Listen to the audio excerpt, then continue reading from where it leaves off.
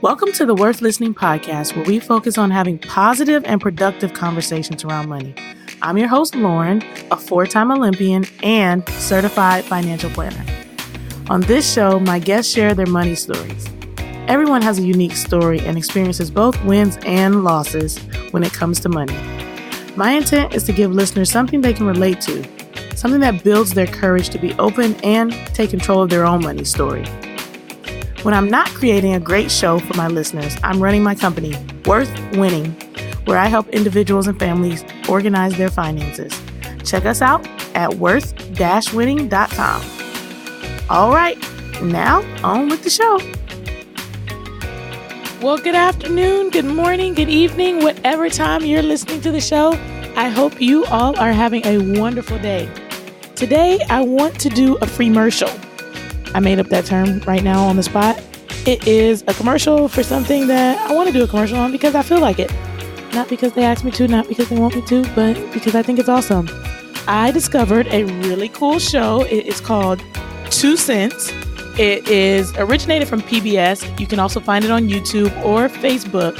But it's really cool cartoons, guys, about your relationship with money, the psychology around various purchases you make. All kinds of different topics like, I want to buy a house. Should I? Could I? Why should I or shouldn't I? What should I do before I do it? Buying or leasing a car. The origin of money. There are so many cute videos about all sorts of various money topics. And I love the way they kind of pack it into a short little narrative for everybody that's easy to understand. So if you like consuming information in multiple formats, I suggest checking out 2 Cents, a PBS show by Phil and Julia Olsen, on YouTube, Facebook, and I think also on PBS's website. Okay, now let's talk some podcast stuff. Today, I'm excited to have Danielle Desir here to share her money memoir with us. Danielle is a travel finance strategist, a podcaster, a writer, a speaker, and the founder of The Thought Card, an award-winning travel finance blog. And The Thought Card is a podcast, so I definitely encourage you to check that out. She is empowering others to make informed financial decisions, travel more, pay off debt, and build wealth. And you know, we're all about all of those things.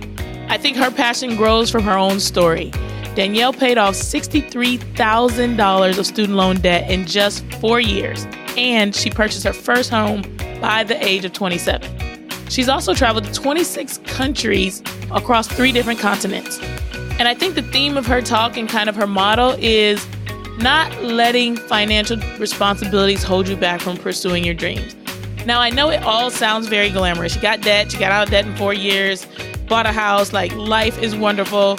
And I know it all sounds really glamorous, maybe even out of touch. Like, how can I pay off $63,000 of debt in 4 years? But that's the thing that's really cool about this episode. Danielle gives us the real on the bumps in the road she faced and how she still made all this happen. Let's check out Danielle's money memoir. All right, Danielle, I just told the world a little bit about you, but I want you to go back a little bit and tell us a little bit about where it all got started for you. Sure. So for me, I think it all started when I would go every summer to Haiti. And I would spend every summer traveling Haiti and visit my grandparents. And that was a big deal for me because I was infused in the culture.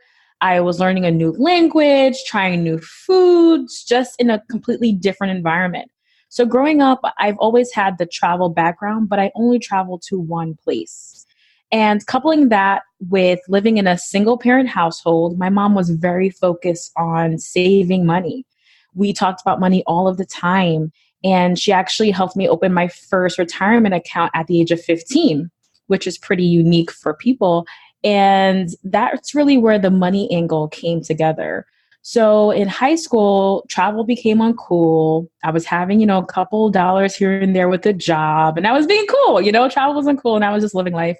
But then when I got to college, it came to a point where all my friends were going on spring break, and I didn't have the funds to actually go to the places that were exciting, like Puerto Rico and Cancun. So I was definitely having fear of missing out. So I vowed to myself that when I actually have a good standing job and I have income, I'm going to infuse travel and afford to travel and do all the things that I really wanted to do because I know what it feels like to be without. I love it. I love it. I love it. So first we got to go backwards just a little bit because you're from Haitian roots. Yes. There's a lot of cultural things that get tied up in various money stories. Can you tell us a little bit about Haitians as a culture, the things that are said about money, the things that are thought about money, the things that you felt about money as per your upbringing, and parts of that you felt like were specific to your household versus specific to being part of Haitian culture?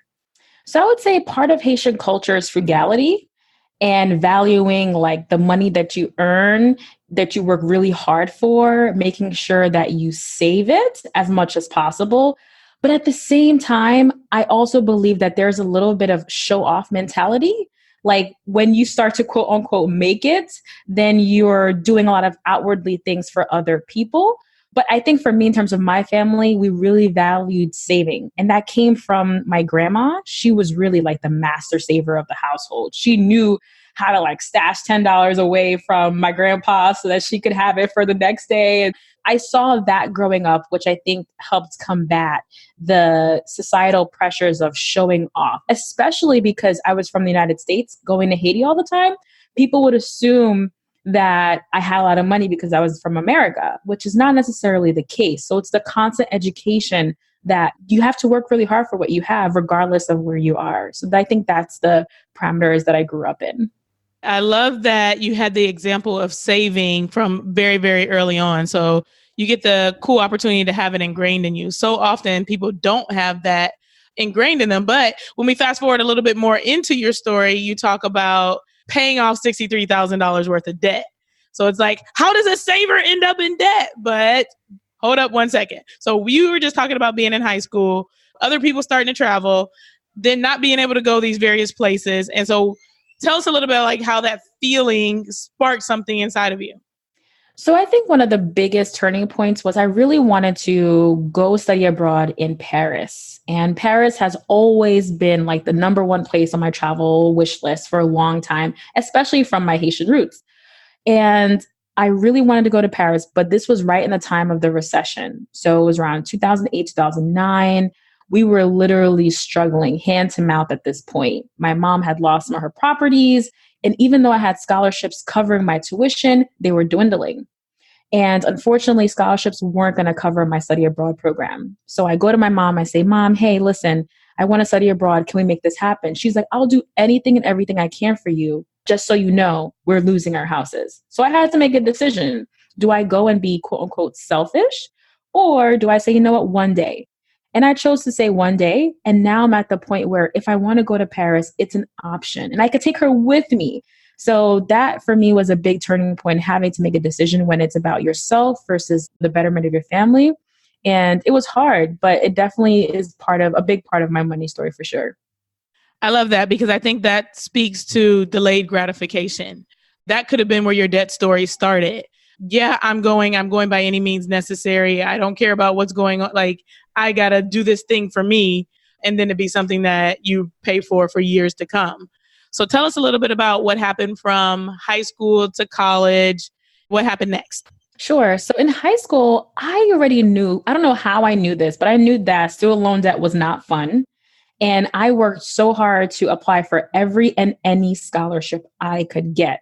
I also was like the crazy one that applied to like 15 colleges just so I could have all the acceptances laid out with all the financial aid packages to be able to choose.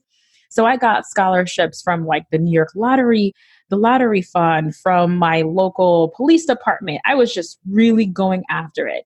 Between the scholarships I got from what I applied for and my financial aid package at school, I had things pretty much settled for the first 2 years. And then things started to slow down. The economy started to slow down and my financial aid package was getting less and less. And my mom had to start pulling money out of her pocket to actually pay for school. Now we're hitting junior year and senior year. I try to get little jobs on campus so that I could cover at least going out to parties or having some pizza here and there. But at the end of the day, I started to accumulate debt.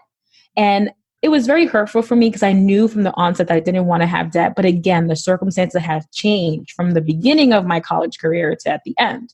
So I ended up with about $20,000 of student loan debt.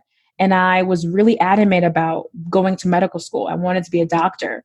And I wasn't really sure if I was ready to take the MCATs at the time. So I said, you know what, let me go to graduate school and get my master's in healthcare administration. And that's where I accumulated 40-ish thousand dollars. So that's where the $63,000 comes in total. That's my bachelor's and master's. So here I am, fresh out of grad school with $63,000 of debt, no job. And what do you do next? Well, let's just pause there for a second, because one of the things that stands out to me is the impact that student loan debt is having on society, but not just society as a whole, but the African American community, where we're being told that education is key to be able to advance yourself. And we are the first in a generation or a family. There's a lot of people that are first time college graduates now. And there's this pressure to be able to better yourself, to go to college. But then you get through college and you're like, this is going to get me a job that's going to make $30,000. Like, I could have not went to school and got that. So now you feel the pressure of, I've got to take it to the next level. And graduate school is where most people are accumulating substantial amount of student loan debt. When I'm listening to the 40,000 and student loan specialists, I'm talking to people all the time with 180,000 student loan debt. And then you mentioned medical school. Most doctors end up with like $500,000 of student loan debt. But it can be quite daunting to get $20,000 worth of debt, not have any income to secure that, and then decide I'm going to invest in myself yet again. And now you finish school, you've got to go find work, but you've got a really nice car in student loan debt that you can't do anything. You can't drive around. So talk a little bit about like how you felt with that debt. And even though, like you said, you knew debt was a bad thing, which many people don't, like you said, they just look at it as the investment. You never felt good about debt. You took this debt. And so like, how did you feel at the point that you finished and it was time to move on? Right. So at the end of graduate school, I came to the conclusion that medical school wasn't for me. I had to make do with my bachelor's in finance and my master's in healthcare administration. But luckily for me, I always had an affinity for healthcare. So I had all the pieces in terms of the pieces of paper I needed to actually start working in the healthcare industry. Now, in terms of $63,000 of debt, I was really, really angry. That was an emotion that I felt because I said, you know what, let me figure out how much interest I'm paying per day in the beginning of my journey. And I found out that I was paying $10.10 per day in interest. And at that point, I had no job. And it just felt so wrong for me to be having to pay $10 per day with nothing to show. Like, it didn't feel like I had enough to show for it. You wake up, you go to sleep, 24 hours has passed, and you owed somebody $10 more. That was a big wake-up call for me. And I'm really happy that that actually became my tracker throughout my student loan journey. So while I'm on my journey over the course of 4 years, I would look at my daily interest rate to see where I am. And it was a great feeling to see over time it decreased. But that $10.10 really got me upset. And that sparked the action in me to say, okay, I want to do something about this. And that's really how I started with this debt repayment. I love the way you said it got me upset. I think so frequently people do. They see something that they've done that they don't feel very good about, and they get upset, but that upset moves them to paralysis instead of into action. So talk a little bit about like how you got pissed off and you started to make moves versus getting upset, feeling sorry for yourself, and getting stuck. Right. So what I did is I'm a spreadsheet person. So I created a spreadsheet, and it was one of those spreadsheets that you had to continuously manually update all the time because I didn't really understand how it all worked out. But by being able to see everything on a screen and a piece of paper really helped me to mobilize. And I was able to create a spreadsheet where I actually tracked and projected. Once I make this payment, what's that going to look like at the end result? So that helped me to see the future a bit. And I would highly recommend having a method of tracking where you are and seeing your progress in the future.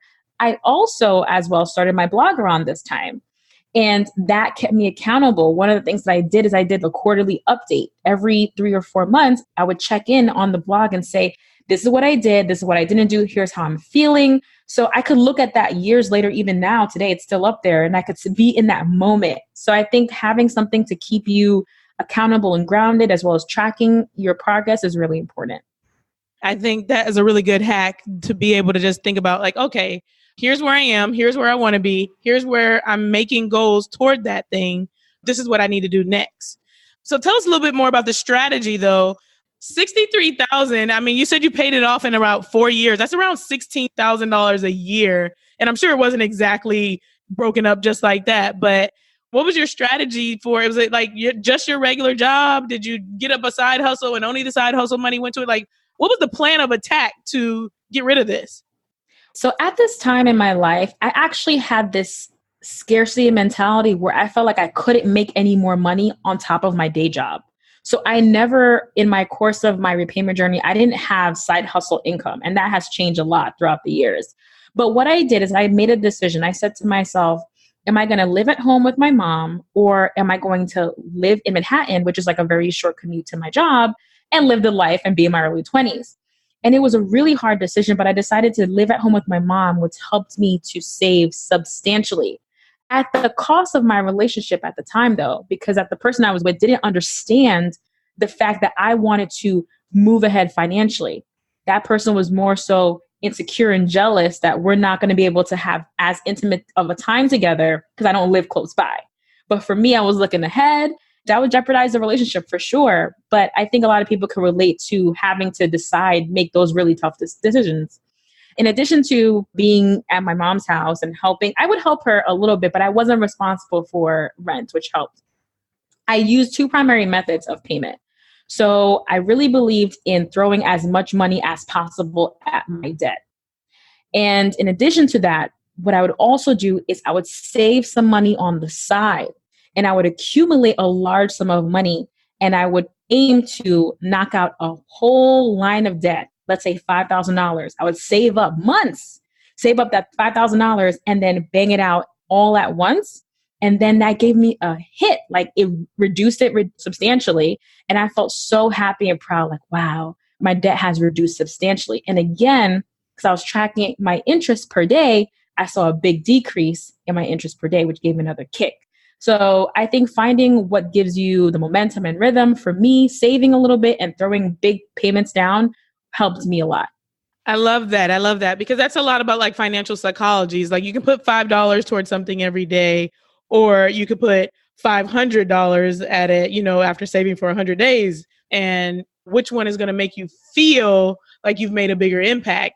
And that's really, really important when you're approaching something where it's not going to happen overnight. What is the strategy that's going to make me feel like I can continue on, that I got a big win, that I'm excited to move forward? But I got to go back to where you said you had to make a really big decision and a relationship. Somebody had to get to the left because you set your goals and you were like, hey, this is what I'm going to do. This is what makes the most sense. This is a long game. It had to be just so hard to remove someone from your life to know that like, these are my goals. These are my values, that this is going to be worth it in the long term. This is going to be a short-term sacrifice for a long-term, wonderful opportunity. I'm sure you come up against things like that all the time where you still got to make those decisions. How do you sort through it? Especially when you're looking at finances with your partner and you're coming together. For me, my mentality was, if I do this, we as a unit together will be in a better place. I'm coming to this union with less debt. I'm coming to this union with more wealth. And we're going to be able to have so much more income to do things like buy a house, to do things like travel or do other things and have just more mental freedom. And when I realized that the person I was dating at the time didn't see this union as us, this sacrifice that we could both move forward, I knew that it wasn't the right fit. So now as I get older and I'm in a serious relationship, I'm always thinking about how can we come together and work on something together to push us both forward. Sometimes you're not going to be on the 100% of the same page, but if they're really against when you're trying to do good for you and your family, like it calls to question, what's the motive there? And is this the right fit?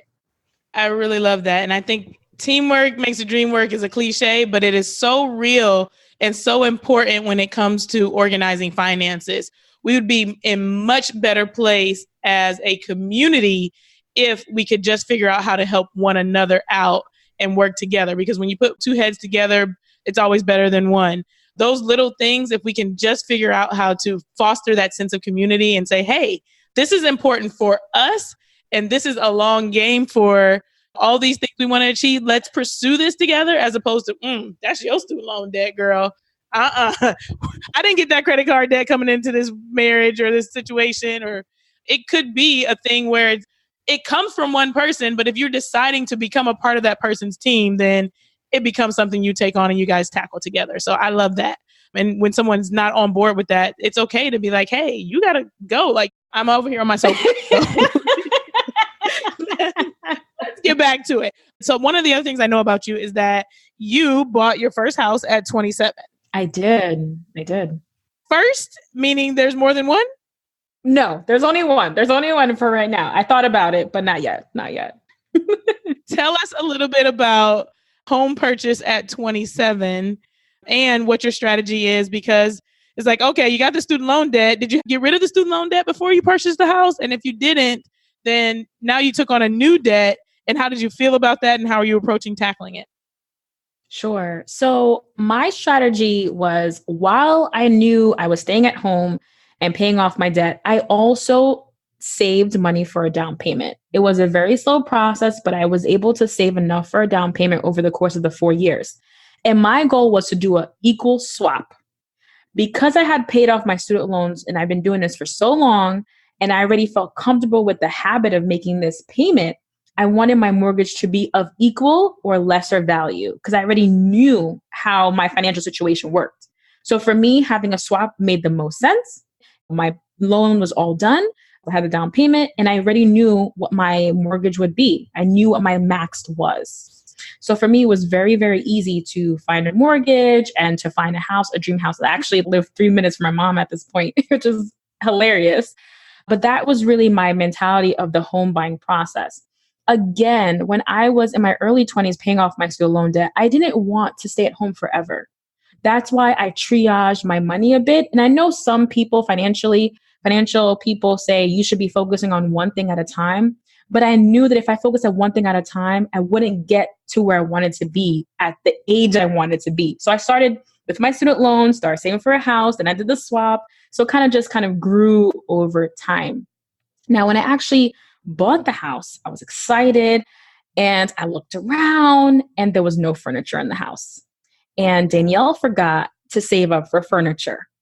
So my first year and a half was a major struggle bus because I have a 4-bedroom house that needs to be furnished and I had no money from my savings for that. So that was one thing that I would definitely say, make sure you have money for your furniture, especially when you're moving out of your parents' house, because you won't have anything. Most of the things you have to buy off yourself. So what I did instead was to house hack. And I had 2 roommates, which helped to supplement my income and help me to pay off all my furniture debt. It was a really rough year. I think I have some gray hairs from that situation, but that was something that I had to learn. So even if you grow up with good money habits, you might still find yourself in pitfalls and you have to be scrappy and figure out a way to get yourself out of that. So that was my homeownership story. I love it, love it, love it, love it, love it. The first thing you did was instill in our listeners the importance of the big bad B word without ever saying it. You were like, I knew what my finances were. I knew how much wiggle room there was. Guess what, y'all? She had a budget. No matter how you split it, whether you say it or not, understanding where your money is coming in, where it's going out, and what your ability to save, throw at debt is so important to being able to reach your goals. So applaud that. But like you said, even with preparation, there's going to be things that you don't account for. And so I love that you were transparent about the idea, like, okay, yeah, I saved for a house. I had a house at 27, but guess what? I had no furniture in my house. And I had to go get some roommates who made me insane so that I could have this house. But the other thing you did not do was go and just buy up everything you could possibly see. You kind of took it step by step and like, okay, let me not bite off more than I can chew. Let me get a strategy in place so that I can get this furniture versus running up a whole bunch of credit card debt and still paying for it 10 years later sort of thing. Right. In terms of the budget, when I was actually looking for houses, these realtors were out here trying to make me get a house that was more than I could afford. It has to do with you being steadfast to your budget. Like, this is how much I can afford. And again, when you buy a house, you don't want to be house rich and cash poor, because then you can't do anything and it becomes stressful. And then all of your mental energy goes back to the house and the house and the house. Just stick to your budget, know what those numbers are, and don't be afraid to say no to people who are trying to swindle you to do more than you can. Amen to that. Don't be afraid to say no. This is not my budget. I don't want to see the big fancy house that costs double what I just told you my budget was, because I don't want to finagle the numbers and be stressed just because you're trying to get a commission, Mr. Realtor or Mrs. Realtor. Like, no. Exactly. Okay. So now you do quite a bit of not being at home despite being a homeowner. Tell us about your travel life. 26 countries? I've been very productive. But I will credit the ability to travel affordably to two main philosophies. Number one is having a travel fund. And for me, a travel fund is just simply a separate bank account devoted to my travel savings and expenses. And what I do is every paycheck, a portion of my paycheck goes to my travel fund. So it's automated and it's constantly getting replenished. And that philosophy goes to the point that I want my travel fund and my travel to be a part of my lifestyle. And I treat it like a regular bill. So just like my mortgage, just like my gym membership, just like Netflix, my travel gets lumped in all of that. So again, that's the mindset portion. And then the second thing that I do is I love to find cheap flights.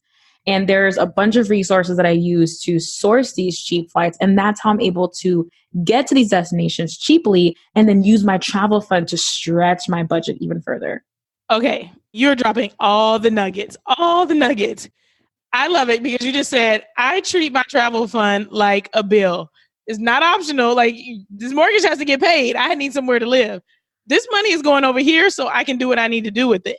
That is game changing. And then you also said something that I always preach, and it's automate. If you don't see it, it's not, oh, here's all the money that came into my account. I'm going to pay Peter and Paul and whoever's asking and lined up with their handout, and then I'm going to take care of whatever else with what's left. It's like, no, these are my priorities. That money is going out, and then everybody else can line up behind that. Exactly. It's so cool though. Like, to think of your savings as a bill as opposed to, I don't have anything left to save. It's like, you pay your bills, pay your savings account as your bill, and keep it moving. Mindset wise, that's a great strategy. What are you doing with your finances right now? What kind of strategies do you have outside of automating your budget, and what kind of things are you working toward? Right now, I am trying to figure out how do I get to FIRE, which is financially independent, retire early. So I'm like really passionate about it, trying to figure out the numbers. But in the meantime, my number one goal is to pay off my mortgage. Again, because if that big payment is out of my hair, I have so much more income available. And again, owning a house is one thing, but do you want to make these payments for 30 years? Me, not necessarily. So that's one of my big goals. And one of the strategies that I'm doing to help me manage my finances right now is using multiple bank accounts to budget my money. So in addition to having a travel fund, every important bill or every important goal actually gets allocated its own bank account. And for me, that has helped me to, number one, be able to track where my things are at a glance. And it just keeps me so much more organized that way. I love it. What about all the fees and stuff associated with accounts? Do you have a really cool bank that you want to tell the listeners about? Yeah. Let you open a bazillion accounts? I know. I literally have like 10 accounts right now with Ally Bank, ALLY.com, and they don't have fees or maintenance fees to keep. You can open as many bank accounts as you want. And they're actually, since they're an online bank, they're able to offer you higher interest than what you might find in a brick and mortar. So I believe now it's like about 2.25%. So that's an easy way for your money to be making money for you and compounding. So anything for me that's a major bill, I just give it a big account and it just sticks to the side. And that has helped me a lot. Yeah, a lot of people I know use Ally. Other people use Capital One 360 is another one that allows you to open multiple accounts as a way to kind of, like you said, tuck money away for the various purposes. Okay, you've given us a lot of information and I want to keep going for another hour, but let's do what I like to call the final sprint, where I'm going to throw some rapid fire questions at you and you just spit out whatever you want. Are you ready? Yes. Okay. What is your best money habit? I would say budgeting. Mm-hmm. And when I say budgeting, I actually do a Sunday morning routine where I have a spreadsheet that tracks all my bills and I take a look at that every week. So that keeps me on track. So no late payments. I love it. I love it. I love it. So what is your worst money habit? You've told us a lot of good stuff you do, but everybody's got something that don't do well. When I don't make enough food for lunch the next day, I'm like, oh, I'll just swipe and get these credit card points and miles for this purchase. So I always justify, I could swipe my credit card for this and I'll earn something, but that's not always a good look. Gotcha. I think a lot of us have that habit too. It's like, oh, but my rewards points. Oh, but I got to eat. And yeah, you justify the benefit over knowing that it's something that you shouldn't have done. Okay, finish this sentence. That awkward financial moment when your checking account says $0, but you got emergency fund money in the bank. Hey! Am I the only one? Okay. You're like, but then you got to think about like, is this really an emergency, or should I just go sit here in my room with my $0 until I get to replenish? All right. Best advice you've ever received. Closed mouths don't get fed. And that just really helps me to advocate for myself, to really hear no sometimes, which can be hard. I love it. Worst advice you've ever received. You can't do it, or never, or that's unrealistic. That's the reason when I'm tackling, when people say that's unrealistic, but someone has done it before, that doesn't make sense. Right. We just need to hit them with records are made to be broken. Like, duh. Exactly. All right. We have made it through the final sprint. I'm going to go ahead and let you stand on the podium, putting your medal on for you. Thank you. It's an honor. You are a gold medalist of the Worth Listening podcast. So now it's your time to shine. Tell us all about what you're up to, where we can find you, how we can support you, everything we need to know.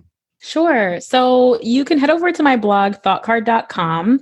I also have a podcast where I talk about affordable travel, paying off debt, and building wealth. It's called the Thought Card Podcast on Apple, Spotify, Stitcher, TuneIn, all the places. I also have a budgeting course out. So if you are interested in the multi-bank account system and all things that we talked about, I have that available. And my most recent project I'm really excited about is, because I've been to Iceland 3 times, I am releasing a Iceland travel guide for Black women who are looking for an affordable, adventurous, and culturally enriching trip to Iceland. And it's called Iceland Nature, Nurture, and Adventure. Wow, that is super dope. People always get really concerned about niching, but Iceland for Black women in doesn't get much more niche than that. We have interesting stories to tell. So I think it's important for us to share our stories and help each other when we get there. How will you be perceived? How will people interact with you? These are all things that I think a lot of us have in our minds, but I'm able to just share my perspectives on that now. Danielle, thanks so much for being on the show today. It was amazing. Thank you so much. Thank you. I really appreciated being on. Thanks so much for listening to Danielle's Money Memoir. You know our goal is always to provide you with information that is worth listening to. I hope you loved what you heard. And I always want you to walk away with information that helps you take action to organize your finances. Danielle gave us some valuable information today, including the importance of, 1, having a budget, which I love talking about constantly, setting financial goals, and then automating savings. Super simple, do-it-yourself things that you can do to improve your financial situation immediately. Danielle put off living the life that many want to live in their 20s so that she could pay off her student loans. Then she turned around and waited over a year to save up in order to be able to buy furniture for her new house. I think it's really dope when someone can save for a house and do something that they really want to do, but then you realize, oh, there's this other part of this, and here's yet another financial decision. And I want to encourage everybody to keep making good financial decisions. That repetition is what becomes the habit. It's really easy to do one thing great and then turn around and have it canceled out by a bad decision because you're like, I messed up this thing, or I didn't remember that. She could have easily just racked up a bunch of debt and fully furnished the house and gone beyond her means and been spending a lot of time trying to pay down furniture. But she chose to wait, exercise some patience, put a new plan in place to figure out how she was going to get the things that she needed to do in order to be able to furnish the house. So patience is a virtue is another kind of cliche saying, but it's so true. Be patient, stay the course, and you can accomplish whatever it is you want. So thanks for tuning in today. As always, if you have financial questions, suggestions for guests, or you would like to share your own money memoir, please contact us through our website, worth-listening.com.